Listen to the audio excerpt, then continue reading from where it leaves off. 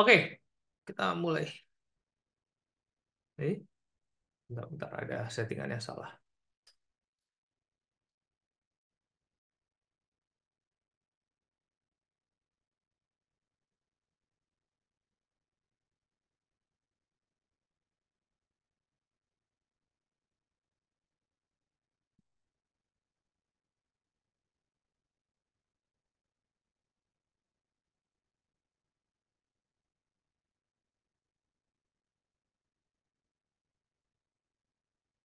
Bentar, ada settingan yang berubah.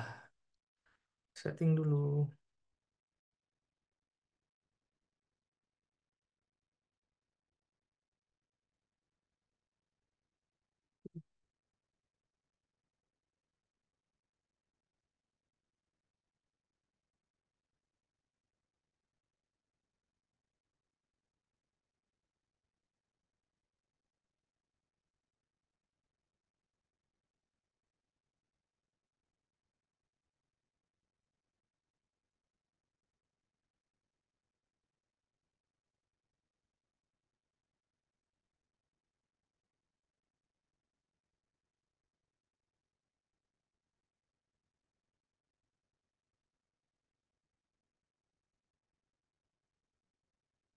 Oke, udah benar. Sip. Oke, ini sesi 2 di MMU. Kita akan bahas sedikit mengenai investor bodoh penunggu dividen gitu ya. Karena eh, ada beberapa orang yang tidak berpikiran dividen itu cukup penting ya untuk di saham. Padahal sebenarnya ya ini konsepnya invest ya. Gue nggak ngomongin ini kalian buat jadi trader, kalian buat jadi gue cuma jadi dividen hunter untuk dia ada comeback dividennya gede kita incer terus dia naik kita take profit enggak. Jadi gue ngomong untuk yang eh, mempersiapkan hari tuanya investasi saham. Karena berbicara pada investasi saham kita kan nggak bisa semuanya itu trading ya kayak kita ada RTOB Road to 1 Billion, nah itu benar-benar kita fokus ke dividen gitu. Mungkin ada beberapa orang tidak tidak nyampe otaknya ketika ngomongin dividen gitu. Padahal sebenarnya kalau kita mengacu kepada Warren Buffett itu salah satu pemilihan sahamnya dia adalah perusahaan itu bagus, konsisten dan membagikan dividen gitu. Dan dividen yang dibagikan harus lebih tiap tahun itu lebih banyak gitu. Jadi tidak tidak melihat dari sisi ya kalau kalian mau gampang dapat emiten murah, kenapa gue bisa nentuin BRI bottom 3.800 emiten-emiten murah dari mana gitu ya. Dan sering banget area-area bottom yang gue bilang tuh tepat gitu.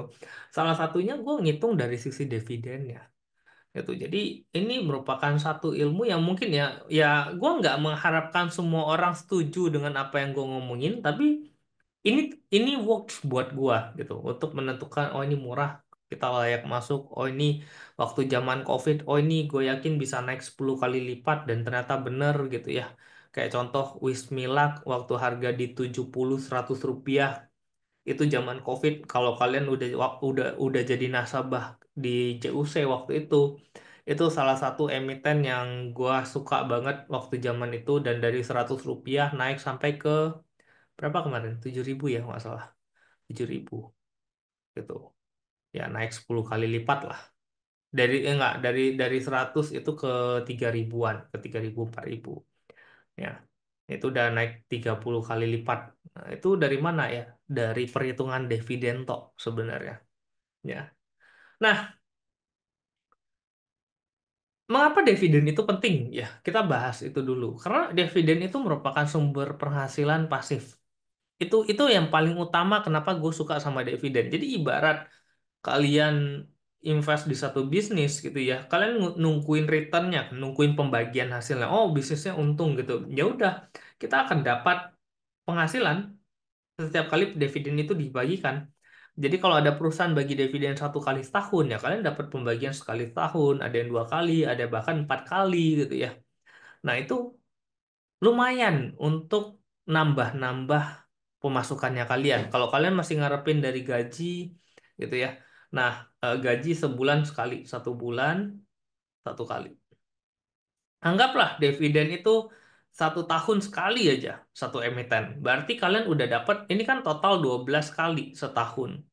Nah, kalau Oh, kalian dapat, kok nggak ada share screen-nya ya? sorry, kenapa? Nggak ada share screen-nya, nggak ada. Oh, nggak ada ya, bentar.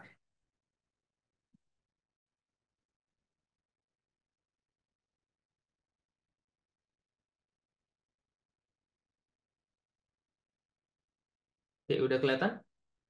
Sip, thank you, Pak. Oke,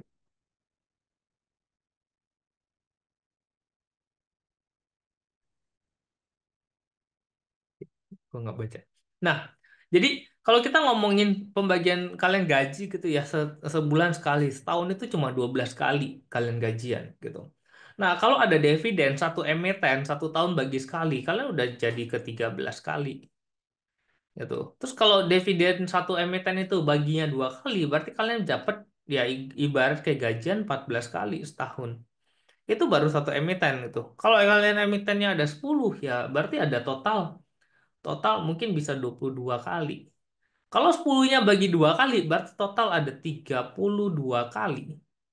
Dimana kalau 32 kali kalian bagi 12 berarti setahun itu kalian bisa gajian 3 kali, hampir 3 kali tiap bulan gitu. Ya jadi dan itu kalian nggak perlu ngapa-ngapain, kalian cuma letakin uang, perusahaannya gerak, kerja, ya. Kalian cuma berharap perusahaan ini bisa mencetak laba lebih banyak sehingga dividennya lebih gede, gitu. Jadi tahun ini kalian mungkin dapatnya 1 juta, tahun depan kalian bisa dapat 1,2, tahun depan bisa jadi 1,5. Kalau perusahaan kenceng banget naiknya, bisa jadi 2 juta, bisa jadi 4 juta, bisa jadi 100 juta bahkan ya kita nggak tahu 10 tahun ke depan perusahaannya jadi apa kan gitu. Ya, yang perlu kita jaga apa? Laporan keuangan, kinerjanya, gitu. Ya, terus ya mereka bisa bisa dua hal kalian bisa dapat. Kalian bisa dapat dividen, ternyata sahamnya naik 10 kali lipat ya. Kalian punya dua opsi. Kalian bisa jual capital gain, cuan dari capital gain, atau kalian tetap nungguin dividennya. Contoh kayak Wismilak yang tadi gue bahas. Wim beli di harga 100, dividennya Rp70. Berarti ini dapat 70% per tahun. Kalau kalian invest 100 juta, kalian dapat 70 juta. Kalau labanya naik, pembagian dividen lebih banyak, kalian bisa dapat lebih banyak gitu. Jadi modal kalian 100 juta tuh bisa balik 2 tahun gitu. Ya. Nah, ternyata harga sahamnya naik dari Rp100 ke 3.000. Dari 100 juta naik jadi 3 miliar. Ya kalian tinggal ngitung. Lu mau take profit 2M, sisain 1M, ya kan udah dari 100 juta, nggak ada masalah gitu loh. Kalian mau letakin doang asal perusahaannya bagus dan kalian yakin kinerjanya oke, ya kalian tetap dapat dividen tiap tahun gitu loh. Dan itu nggak diapa-apain gitu. Tinggal kalian make sure, oh perusahaannya tetap bagus, oh perusahaannya kinerjanya oke. Kalau nggak ya tinggal jual. Even kalian jual sekarang pun, Wim kalau nggak salah masih harga 2000-an kalau nggak salah gitu. Jadi nggak ada masalah gitu dan kalian tetap bisa jual, nggak tiba-tiba kalian jual ARB, oh sekarang udah sisa 600 gitu ya. Ya terakhir gue mantau tuh cuma sekitar di area 2000-an, habis itu gue nggak mantau lagi gitu. Even di harga 600, kok gue lupa jual nih di harga 600, kalian tetap bagi dividen 2023, dia bagi dividen berapa? 102, 107. Berarti ya kalian dapat 107 juta gitu. Dengan modal kalian 100 juta. Tetap dua-duanya kalian cuan mungkin, tapi mungkin cuannya kalau kalian jual di 3.000 kalian dapatnya cuannya gede gitu ya. Even kalau kalian nggak jual ya kalian dapat tetap bagi dividennya. At least kalian nggak loss gitu. Dan salah satu untuk menentukan perusahaan itu sehat apa enggak, ya ini dia bagi dividen gitu. Perusahaan dengan dividen stabil cenderung memiliki keuangan yang kuat gitu. Jadi kalau dia bagi dividen stabil naik terus, gue yakin tuh perusahaan bagus. Coba kalian sebutin, ada nggak emiten-emiten yang bagi dividen stabil, bagus, naik terus gitu ya. Tiap tahun naik. Ada nggak perusahaannya itu jelek, hancur banget? Mungkin sekarang harganya di Rp50. Nggak ada. Kalau ada saham seperti itu, udah berada pada harga 50, itu saatnya gua akan borong sebanyak mungkin untuk kalau bisa gue beli perusahaannya. gitu. Karena itu indikator perusahaan itu sehat gitu. Kalau perusahaan yang eh, labanya gede tapi nggak bagi dividen banyak gitu. Tapi apakah perusahaan itu bagus? Ya belum tentu. Secara harga saham belum tentu akan naik gitu. Banyak emiten-emiten yang tahun ini gitu ya labanya naik signifikan gitu. Tapi harga sahamnya nggak naik. Kenapa? Karena nggak ada dividennya juga buat apa gitu. Kalau bagi dividen terus tapi harga saham stuck gimana kok? Berarti ada yang salah, entah itu pembagian dividennya kegedean karena perusahaan itu sudah tidak bisa ekspansi lagi, tidak ada growth-nya lagi, gitu ya. Tapi dividennya gede biasanya, gitu. Nah, jadi harga sahamnya stuck. Nah, makanya harus benar-benar dicek. Ini perusahaan bagi dividen. Kan kita nggak pengen dividennya itu tetap ya. Kayak misalnya harganya 100 nih. Gue nggak pengen dividennya tuh 100 terus setiap tahun. Gue pengen dia naik kan. Nah, naik itu harus ada growth dari pertumbuhan keuangannya dia. Nah, pertumbuhan keuangannya dia itu ada nggak ekspansinya tahun ini? Mau ngapain dia tahun ini? Uangnya mau dipakai buat apa gitu. Ya, tapi kalau dia dividennya 100 terus, apalagi kalau PO rasionya 100%, semuanya jadi dividen. Ya, itu berarti bisa jadi perusahaannya sudah tidak tahu lagi mau ekspansi kemana gitu. Ya. Kalau cash Rals, gimana? Dividen yield-nya oke, tapi turunnya lumayan. Balik lagi sih gini. Dividen yield-nya oke, ya. Turunnya lumayan. Turun gini, harga saham naik dan turun, itu gue selalu bilang itu ilusi. Harga saham itu ilusi. Yang bisa kalian pegang adalah kinerja perusahaannya seperti apa. Ya. Kayak nggak ada yang nyangka WiFi itu sekarang di seribuan. Waktu zaman dulu di seratusan. Gue bilang di seratusan WiFi itu misprice karena salah harga. Dan perusahaan WiFi, yaitu gue bilang harga itu ilusi. Kalian yang penting adalah kalian melihat perusahaan ini kerjanya gimana, cetak duitnya gimana, bisnisnya gimana. Selama perusahaan itu sehat, kalian tinggal tunggu waktu kapan dia naik. Gitu. Kita ngomongin WiFi contohnya ya. Itu nggak gue ngomong oke WiFi bagus, plok besoknya langsung naik arah-arah enggak. Gue ngomongin WiFi setahun lebih gitu. Dan setahun lebih gue ngomongin itu juga turun terus dari 200 ke seratusan. Tapi apa yang gue bilang? Tetap bagus nggak WiFi-nya? Bagus. Nah, RAS gimana? Pertanyaanku adalah RAS bisnisnya tuh kayak gimana? Gitu. Bagus nggak bisnisnya? Selama dia kerjaannya kayak sekarang, maka gue yakin dia nggak akan kemana-mana gitu. Tapi yang perlu di notes apa? Cashnya gede.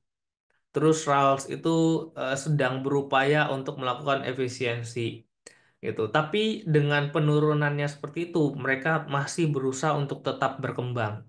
Itu yang paling penting sebenarnya. Dan yang lebih menarik lagi menurutku adalah ownernya kan buyback terus gitu. Ya kita tinggal tunggu waktu. Masalahnya kapan Rails naik? Gue nggak tahu. Tapi gue ya mungkin kita akan cukup menarik mungkin kalau ngelihat Raps dari sisi itu gitu. Kalau DPR-nya 100% harus di-avoid kok karena kemungkinan nggak growth lagi. Belum tentu. Belum tentu seperti itu. Ada beberapa perusahaan yang bagi dividen 100% tapi masih bisa growth. Ya. Cara prediksi dividen payout ratio gimana? Nggak bisa kecuali kalian yang punya dividen apa pemegang saham terbesar. Dividen payout ratio itu kan ditentukan oleh pemegang sahamnya. Makanya ada rapat umum. Nah, makanya yang paling enak adalah perusahaan yang stabil tadi. Oh, dia tiap tahun selalu bagi 50%. Atau dia tiap tahun range baginya 40 sampai 60%. Ya udah, itu yang kalian bisa prediksi. Gitu. Sambil kalian baca-baca, ada nggak komennya dari direksinya atau dari pemegang sahamnya, kira-kira bakal bagi dividen seberapa gede. Itu doang. Gitu. Gua nggak ngajarin kalian buat jadi dukun. Oke, kita prediksi kayak gini-gini. Enggak, semua itu harus ada dasarnya dan itu semua biasa tertuang di laporan tahunan. Ya. Nah, dividen dividen tuh ada dua jenis. Ada dividen tunai yang biasa kalian dapat uang gitu ya. Ada juga dividen saham kayak kemarin BRPT ya. BRPT itu ada bagi bonus gitu. Nah, itu ibarat kayak dividen cuma dividennya dalam bentuk saham gitu. Gue sih nggak terlalu suka ya dalam bentuk saham karena berarti kan lembar saham beredarnya tambah banyak gitu. Nah, kalau lembar saham beredarnya tambah banyak, tadi kalau memang dia konsepnya nabung ya oke gitu. Tapi kalau konsepnya dia short term trade doang, ngambil dapat lembar sahamnya dijual ya buangannya kan makin deras gitu ya. Ya, gue lebih suka sih ke dividen tunai. Nah, kebijakan dividen ada payout ratio gitu ya. Payout ratio itu berapa banyak yang diberikan gitu dari misalnya EPS-nya, labanya per lembar Rp100 gitu. Nah, PO rasionya berapa? Oh, ternyata PO rasio 60%, berarti dia bagi dividennya Rp60. Dividen yield gimana? Dividen yield itu perbandingan antara harga, misalnya harganya 1.000 nih, bagi dividen Rp60, berarti yieldnya 6%. Gitu. Nah, terus ada dividen growth rate. Growth rate itu gimana? Oh, tahun lalu itu cuma Rp40. Bagi dividennya tahun ini jadi 60, berarti growth-nya naik ya 50%. Nah, pertumbuhan growth rate-nya dividen ini juga penting gitu untuk diperhatikan. Karena ya kalau 50% berarti anggaplah dia stabil 50% dengan kinerja yang bagus, berarti tahun depan bisa jadi Rp90. Atau tahun depannya lagi bisa jadi Rp135 gitu. Nah, itu faktor-faktor yang perlu kalian pahamin lah untuk dari sisi dividen. Ya. Nah, dividen juga ada beberapa jenis strategi ya. Jadi contoh kayak tadi, eh, kalau dividennya 100% tuh gimana? Jadi ada namanya high dividend yield versus dividend growth stock. Contoh dividen growth rate-nya bagus.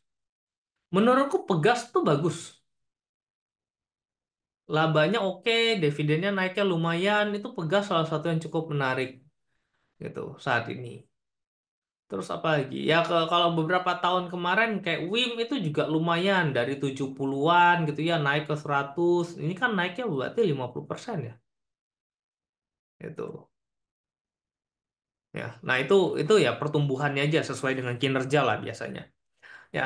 Nah, high dividend yield dengan dividend growth stock. Jadi ada beberapa emiten yang yieldnya tinggi gitu. Tapi biasanya kalau yieldnya tinggi, ya misalnya dapat dividen nih 15% per tahun. Kan lumayan tinggi nih yieldnya gitu. Tapi biasanya yang seperti ini pergerakannya juga nggak terlalu signifikan kencengnya gitu atau growth-nya juga nggak terlalu tinggi gitu. Nah, ada juga emiten yang eh, lagi bertumbuh signifikan, lagi kenceng, tapi biasanya kalau perusahaan-perusahaan yang bertumbuh kenceng seperti itu, biasa bagi dividennya nggak terlalu kenceng, bisa jadi yield-nya cuma 3%. Karena apa? Karena payout rasionya mungkin cuma ditekan 20%.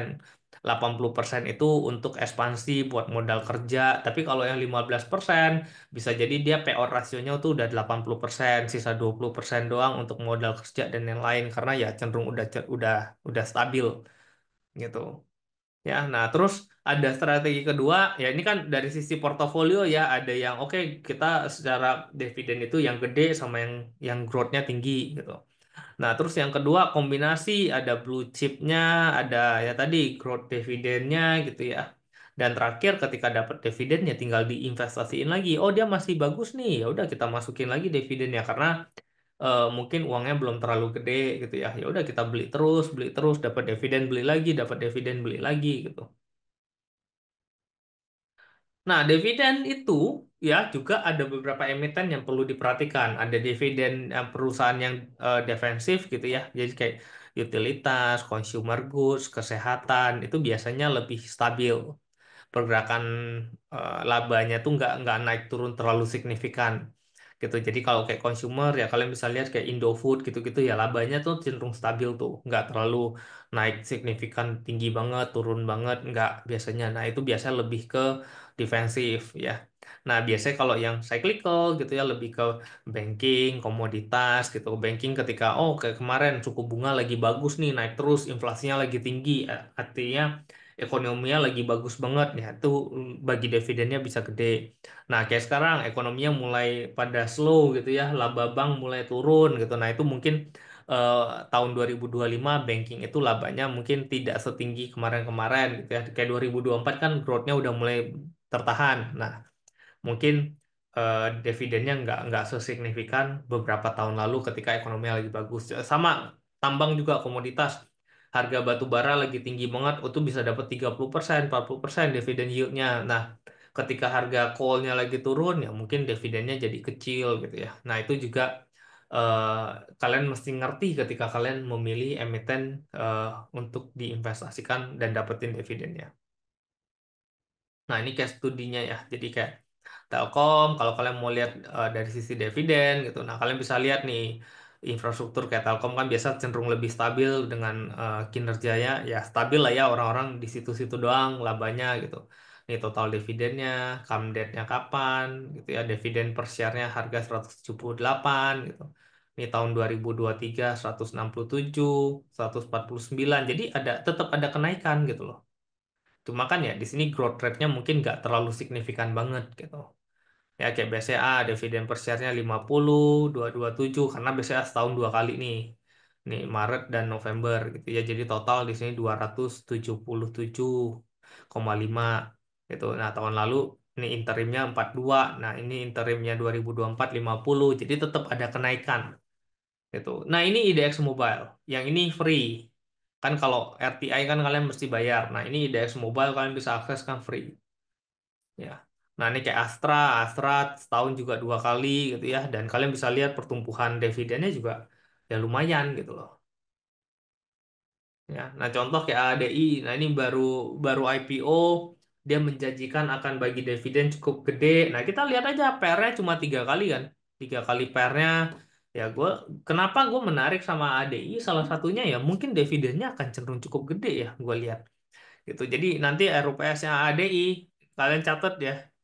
Nanti RUPS ADI, gue yakin pasti bakal banyak berita rumor-rumor ADI itu bakal bagi dividen gede dan itulah saatnya nanti harga sahamnya bakal liar geraknya. Siap-siap kalian kalian dengar ini baik-baik. Nah, terus ada resiko nggak dalam dividen? Tentu ada. Contoh kayak INDR. Ini INDR, ini salah satu barang yang sempat kita masuk untuk RTOB. Dan untungnya kita keluar exitnya masih pada plus sekitar 8 sampai 10% lah kita take profit waktu itu. Nah, di sini 2021 udah dividennya gede nih. Baginya 50%, 900 rupiah. Waktu zaman itu kita masuk kalau nggak salah harganya masih 5 ribuan. Jadi 5.000 dapat 900 itu belasan persen, hampir 20% berarti. Ya, cukup menarik nggak? Menarik gitu. Tapi di tahun 2022, ini kan kalian udah enak ya, karena datanya udah keluar semua. Nah, 2022 datanya keluar cuma sampai Q2. Sini. Kinerjanya bagus nggak? Bagus. Cuma masalahnya ketika kita baca di laporan tahunannya, eh, manajemennya bilang, kita tidak akan membagikan dividen sebesar tahun lalu. Gitu. Jadi, gua rasa oke, berarti dengan kinerja yang makin bagus, kenapa dividennya justru di-cut? Gitu. Nah, akhirnya ya kita bilang oke kita exit dulu karena eh, kita nggak akan dapat segede tahun lalu katanya gitu. Ya udah untung untung kita waktu kita keluar itu masih pada profit 8% sampai 10% dan habis itu sahamnya ternyata benar turun gitu dengan kinerja yang jelek. Gitu. Jadi dari sisi dividen pun kita bisa memprediksi, oh kenapa dia nggak bagi dividen bagus gitu. Oh berarti bisa jadi dia perusahaan kan tahu ya prediksi, oh ekonominya tidak akan sebagus kemarin-kemarin. Ya udah dan ternyata benar sampai saat ini perusahaan rugi dan harga saham udah sisa 2.700 gitu. Jadi benar tadi perusahaan yang stabil dan bagi dividen bagus ya ya harusnya mempunyai kinerja yang bagus juga. Gitu. Dividen yang besar rata-rata ada di pertambangan ya. Sektor lain ada yang dividen yang besar juga. Yang paling gampang ya tambang. Itu gede. Nah, terus ada orang yang bilang kan, kok nanti takut kena dividen trap gitu. Nah, dividen trap di sini definisinya adalah menghindari saham dengan yield tinggi namun tidak berkelanjutan. Jadi dividen trap itu baru akan muncul kalau dia bagi dividennya gede, tapi hanya satu kali doang gitu. Jadi satu tahun doang nih gede nih. eh, Ya orang pasti akan berbondong-bondong untuk ikutan. Tapi tahun depan belum tentu dia akan bagi segede itu. Nah, itu akan besar chance-nya untuk kena dividen trap. Jadi dividen trap itu apa? Contoh kalian masuk di harga 1.000, bagi dividen 100 rupiah. Nah, ini kan turunnya harusnya ke 900, tapi turunnya bisa sampai 800. Gitu. Kenapa? Karena tadi orang-orang tuh ngincer saham yield-nya tinggi, tapi tidak berkelanjutan. Gitu. Ini yang jadi notes ya. Jadi kalau kalian takut kok, takut nanti dikena dividen trap, ya lihat dia tuh bagi dividennya stabil nggak. Kalau dia bagi dividen yang nggak stabil, naik turun, itu chance-nya gede untuk kena dividen trap. Gitu. Kok ADI masih bisa masuk? Ya balik lagi, kalau kalian nanya kok ADI masih bisa masuk, kalian coba lihat di tabel, ada nggak? Kalau ada, berarti gua akan melihat itu masih punya chance untuk naik. Tinggal ya kalian analisa sendiri gitu loh. Jangan nanti, aduh gua cut loss gara-gara koklis nih. Padahal gua nggak cut loss, gua masih nungguin gitu. Kenapa ya? Tadi gue bilang ada faktor-faktor yang harus kalian lewatin gitu. Ada faktor-faktor yang harus kalian pelajarin gitu. Nah, kalau kalau kalian masih belum ngerti ya ikutlah, belajarlah gitu. Ya. Tapi ingat belajarnya jangan salah orang gitu. Terus diversifikasi. Nah, diversifikasi ini untuk mengurangi resiko dengan portofolio yang beragam. Pasti kalau kita ngomongin kalau investasi jangka panjang ngarepin dividen itu mesti diversifikasi, nggak boleh cuma satu emiten. Gitu. Kenapa? Karena balik lagi tadi kita nggak pernah bisa yakin ini perusahaannya akan terus bertumbuh gitu. Pasti akan ada satu dua hal nanti bisa jadi dia balik arah atau pertumbuhan yang ngestak atau udah gede banget ya mau nggak mau kalian akan switching kan gitu. Dan switching ketika saat itu terjadi mungkin akan banyak juga orang switching. Kenapa? Karena bagi dividennya mungkin akan turun. Terus orang-orang yang ngarepin dividen juga nggak happy, ikutan take profit gitu, ganti lagi ke yang lain. Nah itu juga pasti akan berpengaruh pada pergerakan harga sahamnya. Makanya harus ada diversifikasinya. Gitu. Jadi ada banyak sekali emiten yang bagi dividen itu di atas 10% kok. Tinggal kalian mau apa nggak aja. Gitu.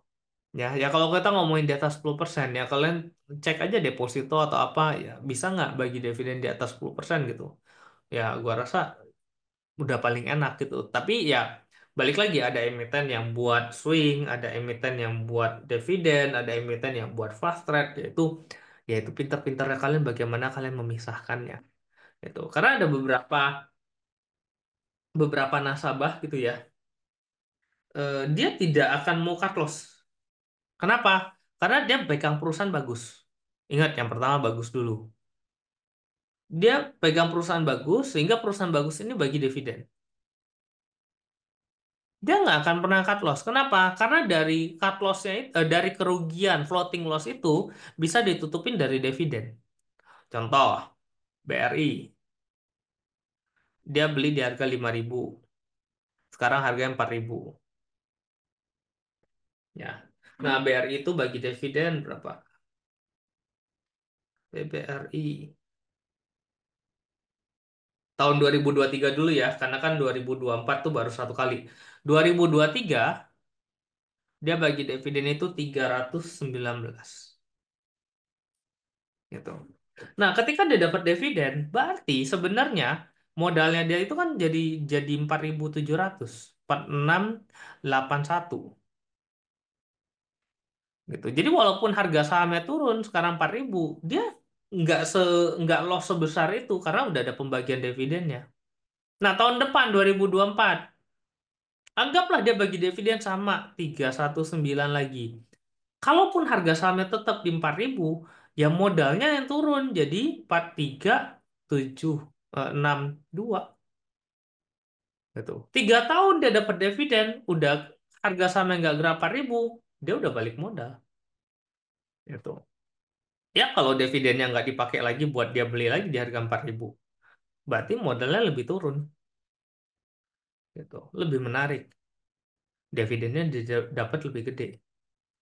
Gitu. Tapi ingat perusahaannya bagus. Jangan. Kok Chris bilang jangan cut loss. Ya udah, gue beli friend deh gitu. Ya hancur. Kenapa? Lu nahan panjang nggak dapat apa-apa, nggak dapat dividen, nggak ada apa-apa gitu. Yang ada harga sahamnya turun terus. Gitu. Ya. Ini kalau kayak Astra, gue nggak pernah takut pegang Astra. Kenapa? Karena kalau dia nggak naik, gue tetap dapat rate setiap tahun itu 10%, 10%, 10%. Gue tinggal tunggu kapan dia naik. Itu anggaplah modal gue Astra 5.500. Dia bagi dividen Rp500. Itu udah 5.000. Harga sekarang 4.800. 2 tahun gue bagi dividen, modal gue berarti 4.500. Gue udah cuan. Gue tinggal tunggu goyang kaki kapan harga sahamnya naik. Nggak perlu cut loss. Even dia turun ke 4.500 gimana kok? Ya nggak apa-apa, gue tetap dapat dividen kok Rp500 gitu. Sama modal gue 2 tahun gue megang Astra. Gitu. Itu hal yang paling gampang untuk kalian bisa dapat cuan. Ya, tinggal ya ada uang average, nggak dapat dividen bisa average gitu. Jadi nggak ada kata cut loss. Jadi nggak ada kata rugi. Karena kerugian kalian di cover sama dividen, tinggal tunggu kapan harga sahamnya naik. Gitu. Kinerja tiba-tiba bagus atau ada corporate action atau ada berita ini itu yang membuat astranya bagus, ya naik sendiri kalian cuan jadinya. Tinggal hitung aja cuannya berapa banyak gitu. Nah, ini contoh. Nah, ini yang dividen trap itu gue bilang. Jadi, kalau kalian perhatikan, ini MPMX ya. MPMX itu stabil bagi dividennya rata-rata di segini lah, 90-an, 100 gitu ya. Ya, sempat ada satu kali gede di sini after COVID. Karena ya mereka nggak perlu nyetok barang terlalu banyak karena barang tahun lalunya masih sisa banyak, ini penjualannya nggak terlalu signifikan. Jadi karena cashnya gede, ya udah bagi dividennya gede gitu. Nah, ada satu kali 2019 dia bagi dividen itu Rp480. Bayangin harga sahamnya 1.500 bagi dividen 480. Ini hampir berarti 30% yieldnya. Nah, karena ini cuma one time shot doang, ya udah harga sahamnya bisa anjlok gitu. Jadi 1.500 turunnya nggak turun 480 jadi sisa 1.020. Turunnya lebay sampai ke 300. Plus juga waktu zaman itu 2020 COVID kan. Gitu. Bayangin, kalau kalian nampung di 316, kalian dapat dividen Rp100, 316 dapat dividen 115. Yield kalian berapa? Hampir 30% lagi. Terus tahun depannya dapat 180. 316 dapat 180. Ini 60%. Udah setara modal udah mungkin kalian beli. Terus tahun depannya dapat 135. Ini udah plus plus. Walaupun mungkin harga sahamnya nggak kemana-mana. Gitu. Tapi ya at least beli 300-an atau 400 sekarang udah di 1.000 gitu ya. Udah cuan mungkin 200%. Plus setiap tahun kalian dapat dividen. Kalian butuh duit mau jual, jual. Kalian cuan dua-duanya. Nggak jual, kalian tetap dapat dividen. Kinerja bagus nggak? 2024 naik, naik, ini turun. Tapi overall, ya kita lihat Q4-nya. Nah, kalau bagus, ya mungkin bisa dividen lebih gede. Gitu. Dan dividen PO rasionya selalu di atas 90%. Gitu. Bagus nggak? Bagus. Gitu. Jadi ya ini gue nggak nyaranin kalian beli MPMX ya gitu. Tapi ini salah satu emiten yang menurutku cukup menarik gitu. Dan ya ini balik lagi, ini khusus untuk orang-orang yang nyiapin untuk dana jangka panjang ya. Karena dari sini kalian bisa simulasi pendapatan dividennya, kira-kira pertumbuhannya tiap tahun itu berapa banyak, atau at least kurang lebih mirip gitu ya. Nah, terus kalian bisa tahu kira-kira kapan kalian stop nabung gitu. Contoh buat orang yang, kok kapan ya gue bisa pensiun misalnya gitu. Ya kalian hitung, kalian sebulan butuh berapa? Kok gue butuh sebulan butuh 100 juta misalnya. Berarti setahun kalian butuh 1,2 M. Ya, kalian tinggal hitung. Berarti gue harus invest berapa banyak gitu. Kalau dividen yieldnya 10%, berarti kalian butuh uang 12 miliar. Dividen yield 10%, setahun kalian dapat 1,2. Tiap bulan kalian dapat 100 juta tambahan. Gitu. Iya kalau 10%. Kalau kalian bisa dapetin dividen cuma 20%, berarti kalian tuh cuma butuh nabung sampai 6 miliar. Kalau kalian dividen payout ratio, dividen yieldnya 20%, kalian setahun dapat 1,2. Kalau kalian dapat dividen 30% per tahun, berarti kalian cukup nabung sekitar 4 miliar. Kalian setahun dapat 1,2. Nah, itu tinggal dilihat gitu loh. Nah, anggaplah 10% dulu. Anggaplah kekumpul jadi 12 miliar. Ternyata dapat 30%. Berarti kalian dapat dividen berapa? 3,6 M. Berarti sebulan kalian dapat 300 juta.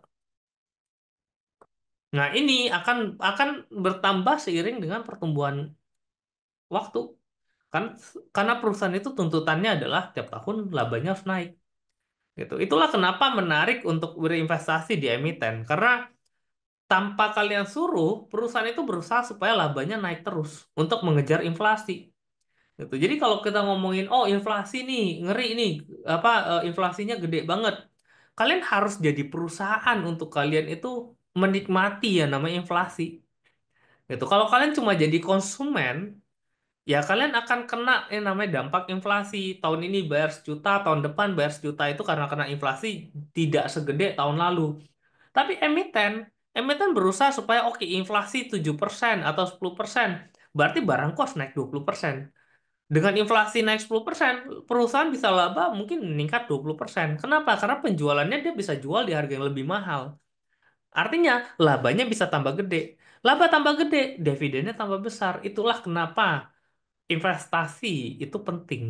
Tapi ya benar, emitennya. Jangan, oh kok gue invest sama apa? Dada, ya mati. Gitu. Nah, terus ya ini. Ujungnya, ya mungkin suatu saat kalian nggak bisa kerja lagi gitu ya. Kalian punya uang untuk pensiun. Dari mana? Dari dividen. Tiap tahun kalian dapat duit. Gitu. Asal tadi perusahaannya bagus. Dan itu sudah banyak dibuktiin. Gitu. Ya. Ada pertanyaan untuk dividen? Kan dividen itu hal yang paling gampang, paling nyaman gitu. Even kayak Warren Buffett deh. Warren Buffett kenapa dia mau pegang Coca-Cola dari zaman dulu? Kenapa mau pegang McDonald dari zaman dulu? Kalian bayangin aja dia pegang Coca-Cola dari 40-50 tahun lalu. Dividennya sekarang dulu tuh berapa, sekarang tuh jadi berapa. Penjualannya naik berapa ribu kali lipat gitu. Nah, itu dari situ tuh udah kebayang gitu loh. Ya memang dividen kalau kalian cuma ngarepin 1-2 tahun itu bullshit doang memang gitu.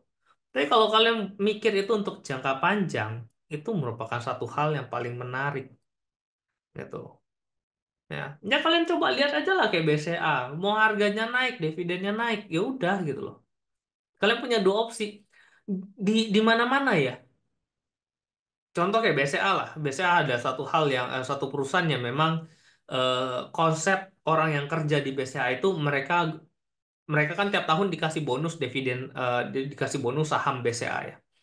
Nah, orang-orang yang kerja di BCA selalu beranggapan kalau oh ini uang pensiunku gitu. Jadi mereka akan terus nabung terus di sana sampai nanti mereka pensiun. Nah, ketika mereka pensiun mereka baru cairin dividennya gitu loh.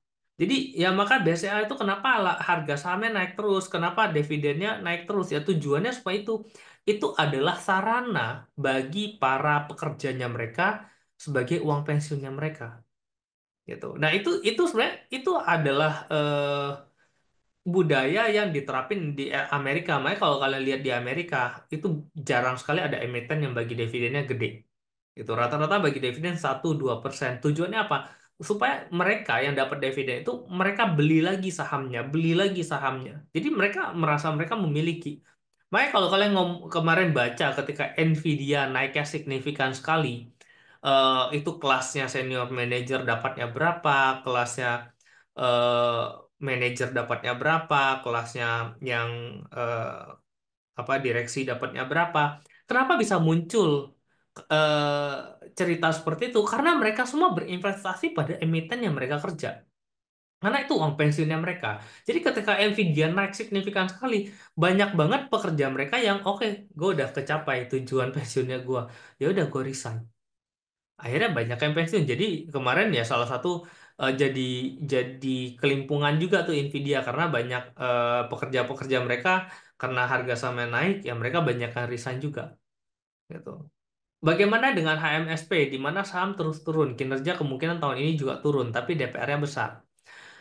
HMSP itu adalah salah satu emiten yang gue bilang growth-nya udah nggak ada gitu. Kenapa? Karena digerus sama kebijakan pemerintah. Makanya gue bilang tadi kalian harus nyari emiten yang punya pertumbuhan, ada growth rate dividennya itu. Jadi kalau growth rate-nya minus, ya berarti perusahaan itu nggak bisa bertumbuh. Ya jangan diinvest saham seperti itu, gitu. Ya. Ya kalian tahu kok labanya turun, berarti dividennya turun. Ya ngapain kalian kalian masih tetap ngarepin pada emiten yang seperti itu? Gitu. Better nunggu nanti mereka ada gebrakan apa, ada apa gitu, atau rokoknya mulai diapain misalnya gitu. Nah, terus penjualannya mulai meningkat. Nah, itu harus ada gebrakan baru. Selama dia tidak ada gebrakan baru, maka itu tidak menarik. Better cut loss ya. Ya balik lagi pertimbangan kalian. Kalau kalian masuk di harga 600, kalian rasa oke dividen yield mungkin 8% setahun dengan sekarang kan kalau kita lihat labanya nggak jelek-jelek amat, nggak turun udah nggak terlalu signifikan lagi turunnya. Jadi mungkin harga sahamnya mungkin akan cenderung stabil lah di harga sekarang gitu. Ya mungkin bisa lihat terlebih dahulu gitu apa yang mau dilakuin gitu. Ya. Tapi kalau kalian kok gue punya di harga 1000 misalnya gitu. Ya balik lagi sekarang harganya juga udah nanggung gitu. Labanya udah nggak turun signifikan lagi dan kalian bisa dapat apa dividen yield itu sekitar 8% 9% kan di harga sekarang. Ya better lihat dulu gitu. Tapi kalau ada oh belum ada kebijakan lain, labanya udah mulai kelihatan merosot, cukainya naik bisa gitu ya, cukainya naik berarti efeknya laba bersihnya bisa turun. Ya udah exit gitu. Tapi selama belum ada hal-hal yang memberatkan lagi, ya udah tahan-tahan dulu aja. Kok WiFi masuk ke growth invest? Iya, kalau gue lihat sih iya, karena labanya kan naiknya signifikan. Memang dia perusahaan baru mulai bagi dividen. Ya kita lihat tahun ini bakal jadi seperti apa. Tapi at least dari sisi kinerjanya aja udah bagus gitu. Ya, udah lagi.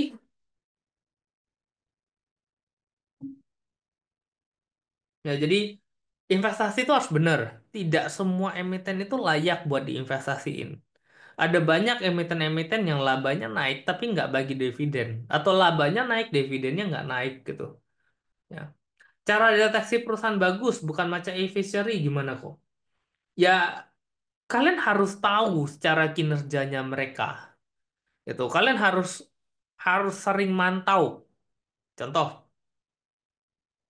eh let's say kayak MPMX lah. MPMX itu kan jualan motor. Terus dia ada leasingnya. Gitu. Nah, kalian harus tahu penjualan motor di Indonesia tuh berapa. Datanya jangan cuma ngambil dari data perusahaan. Cari ke Gaikindo, cari ke eh, perusahaan IMI motor gitu ya. Mereka penjualannya meningkat nggak tahun ini. Nah, compare kepada laporan keuangannya, compare kepada beban operasionalnya mereka yang mereka akan nyetok barang lagi gitu. Naik apa enggak, penjualannya turun apa naik gitu. Terus kalian coba cek pasar juga eh, motor-motor itu seberapa banyak pakai MPM sih sebenarnya gitu, MPM Finance gitu ya. Nah, terus cek juga dari sisi suku bunga. Dia ngutang ke apa banknya itu seberapa banyak. Nah, cross check ke banknya. Di bank itu kan ada di laporan keuangan bank itu kan kelihatan tuh dia yang nunggak itu siapa aja gitu. Ya yang narik utang ke mereka gitu. Nah, itu harus di cross check dua arah gitu loh. Ya. Nah, e-fiduciary kalau kalian cuma hanya melihat dari satu perusahaan e-fiduciary-nya doang, ya susah. Pasti pasti bakal bakal bisa ya hanya makan dari sesuai yang mereka sajikan kan, gitu. Nah, di awal-awal gue selalu bilang kayak startup di Indonesia ya ya selain ya even kayak Goto aja tuh minus gitu. Lo mau ngarepin dia startup terus dia langsung profit nggak mungkin gitu. Dan Indonesia itu bukan lahan yang menarik untuk jadi startup. Karena Indonesia bukan basis tech company gitu. Indonesia tuh basisnya adalah banking dan komoditas. Jadi kalau ada banking baru, komoditi baru, apa tambang batu bara baru, gue berani. Tapi kalau e-fishery dengan startup dan tech company seperti itu, belum saatnya Indonesia. Ada Roscan Split dari AADI. Bagaimana kemungkinan yieldnya? Bagaimana tahun ini ya kok? Ya, gue tadi udah bilang AADI pasti harusnya akan gede. Ada role seperti apa? Ya lihat aja dari labanya dia naik apa turun. Nah, terus compare kepada PO rasionya tahun lalu. Kalau dia bagi berapa persen gitu ya, ya compare aja gitu. Terus kan pendapatan ADI-nya keluar. Nah, ya udah keluarin dari pendapatan ADI-nya. Sisa berapa tuh EPS-nya? Gitu. Ya. Itu harus kalian yang kerjain. Kalau gue yang ngotak-ngatik nyari ini itu, kalian nggak belajar.